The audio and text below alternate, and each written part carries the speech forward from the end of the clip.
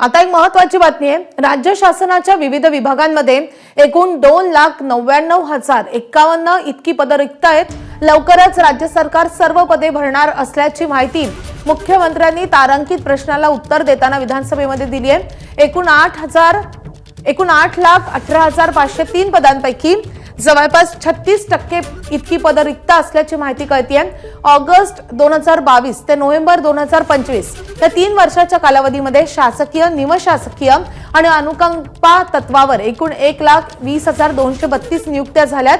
नवीन पदनिर्मितीमुळे अथवा सेवानिवृत्तीमुळे रिक्त पदे होत असून सरळ सेवा मार्गाद्वारे प्रशासकीय पदं भरली जात असल्याची विधानसभेमध्ये तारांकित प्रश्नाला मुख्यमंत्र्यांच्या लेखी उत्तराद्वारे माहिती देण्यात आली आहे।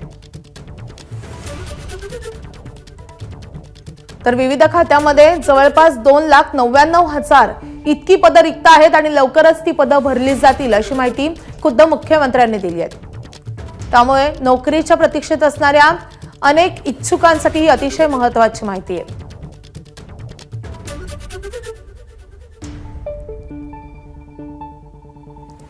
या संदर्भात अधिक अपडेट देण्यासाठी आपले प्रतिनिधी राजू सोनावणे आपल्या सोबत आहेत। राजू, सरकारी नोकऱ्यांसंदर्भात मुख्यमंत्र्यांनी नेमकं काय म्हटलेलं आहे? किती पदं रिक्त आहेत आणि ही पदं का भरली जात नाहीयेत?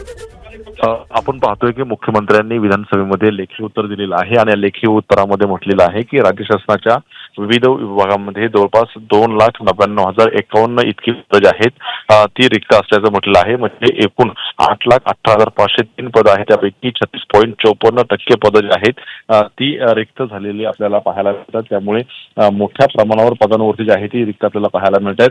ऑगस्ट 2022 ते नोव्हेंबर 2025 या 3 वर्षांच्या कालावधीमध्ये शासकीय, निमशासकीय आणि अनुकंप तत्वावर एकूण 1,20,332 नियुक्त्या केलेल्या आहेत। मात्र एवढ्या नियुक्त्या करून सुद्धा आपल्याला 2,99,000 3 लाख नोकऱ्या ज्या आहेत त्या रिक्त असलेल्या आपल्याला पाहायला मिळतात। त्यामुळे मोठ्या प्रमाणावरती अनेक विभागांमध्ये त्यांची जी आहे ती भरती कधी होणार हा प्रश्न निर्माण झालेला आहे। त्यामुळे आपण पाहतोय की मुख्यमंत्र्यांनी लेखी उत्तर दिल्यानंतर यावर मोठा निर्णय होतोय का हे पाहणं सुद्धा महत्त्वाचं राहणार आहे।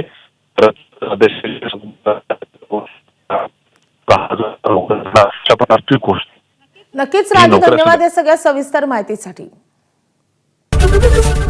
एबीपी माझा, उघडा डोळे बघा नीट।